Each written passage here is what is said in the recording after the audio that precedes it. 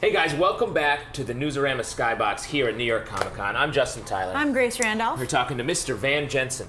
Hey, thanks for having me. You just came in from Atlanta this morning, right? Yeah, about half an hour ago. So you're fresh. Yeah, feeling good, you know. What's it like to see the outside? Tell us what the outside's like. There's a thing called the sun that's very it's very bright. I thought that was artificial. I know, and there are people who dress normal. So, you know, weird I don't even stuff. know what that concept is anymore. Well, you know, I was thinking you just had a quick turnaround, but you said this is a big week because you're sticking around for all your writers' meetings over at DC, right? Yeah, you know, it's I'm pretty new to DC, so this is going to be my first time going into the offices, so it's kind of exciting. But yeah, it's I don't know, it's always good coming to New York. You know, great city. It's a great convention. Ideas? Are you ready to pitch tomorrow? You're like, hey guys, we should do this. I hope so. Oh, we'll see. And you're meeting everybody, I imagine.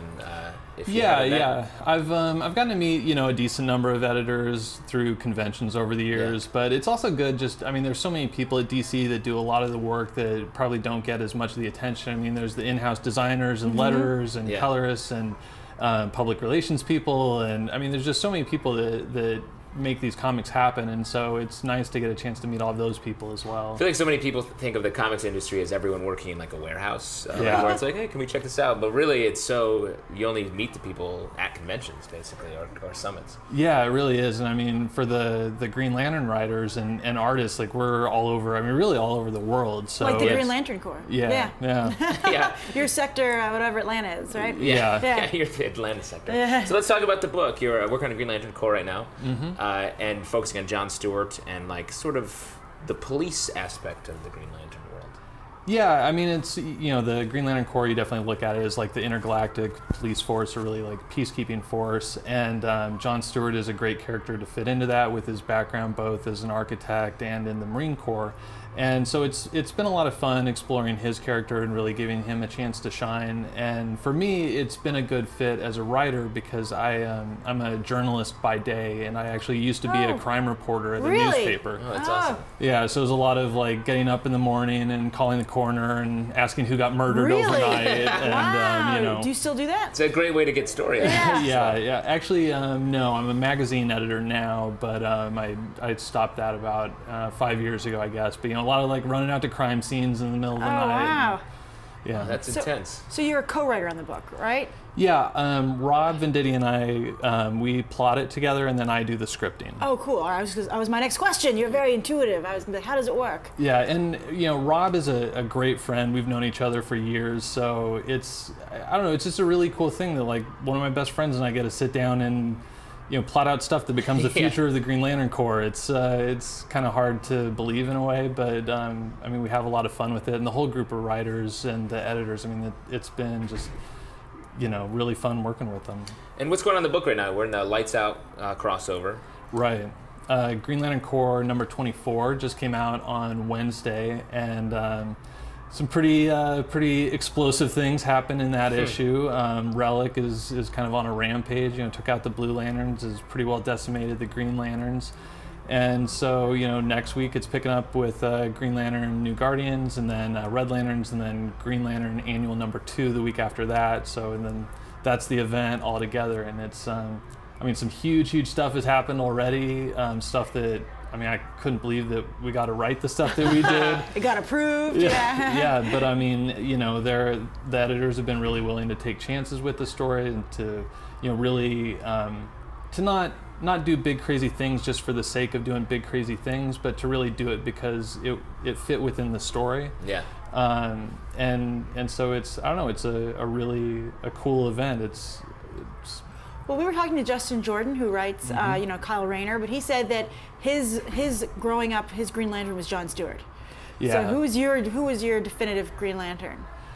I think I definitely knew of Hal Jordan first, which I guess would have been like mid '80s era, and I probably knew of him more through the Super Friends than through, or I guess he wasn't in the Super Friends. I'm trying to think he was in one of the cartoons, but yeah. Anyway, as I got into comics, like that era of comics, it was much more John Stewart, and so I think John Stewart kind of became the preeminent Green Lantern for me, and probably the character out of the 4 Earth Lanterns that I identify with the most. I feel like the spectrum has been built up for years, and it's a whole new teams on all these books in the last few months. So are you going to sort of dismantle some of that and move through it, sort of shake it up a little bit? Obviously, the Blue Lanterns are sort of no longer. Yeah. Well, St. Walker's still around, so there's still carrying hope. the lantern. Yeah. You know, it's not about dismantling the spectrum, because the spectrum, I mean, it's such an amazing creation, and you just have to give so much credit to Jeff Johns with the vision that he had for that and building up Green Lantern into this franchise that is so, so successful and so loved. And so it's obviously something that resonates with the fans. So it, not something that we would ever want to get rid of. But I think it's kind of about changing the paradigm a little bit, and really just creating a. I should have turned my phone off. Right. That's right. That happens to me. that's embarrassing. No, you're in demand. That's right. Yeah. That was a very important. Yes. That he silenced Yes. For That was- Newsarama. That was Dan DiDio on the phone. He was like, smash. No. Yeah. So, anyway, we're just with Relic coming in, it's really about changing sort of the way that people look at the spectrum and redefining it just a little bit to create a new wrinkle. And really, I mean, I think stories are most compelling when there are really big challenges. And that's what it is introducing, these really significant challenges that the Lanterns are going to struggle for a long time to overcome. So before we finish, constructs. How hard is it to come up with them? Yeah, it's Does your artist want to kill you? At times, possibly. 24 had some pretty detailed art in it, and I think Bernard really, I mean, he knocked it out of the park, but I know it was a tough slog for him. The cool thing about Green Lantern as a writer is, as a Green Lantern, you can create a construct that's anything that you can imagine. So really, your only limitation as a Green Lantern is your imagination.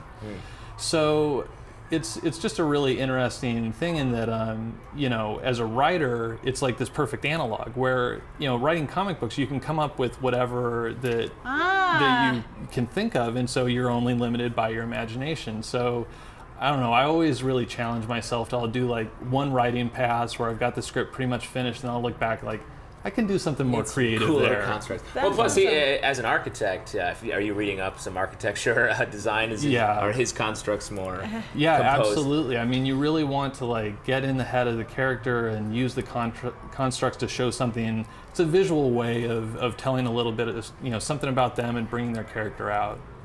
Awesome. Well, thanks for sitting down and talking to us. Good luck with the book. Thanks so much. And you guys stay tuned for plenty more from New York Comic Con.